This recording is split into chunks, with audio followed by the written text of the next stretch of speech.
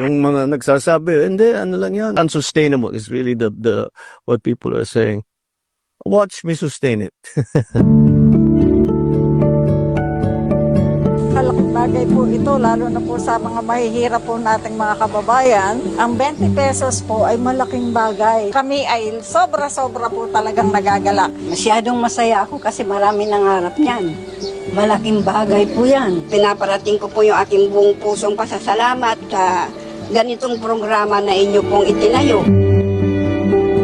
Isang araw ay nag-inspect tayo ng isang warehouse ng NFA sa Bulacan. Marami pa rin ang nagdududa kung paano masusustain o patatagalin itong 20 peso rice na ito. May stock pa ba tayo na bigas? Kaya ba ito na bayaran ng ating gobyerno? Masusustain po natin yan basta't nagtutulungan ang lahat. Ang sisiguruhin natin ay hindi mawawala ng abot kayang bigas ang ating mga kababayan.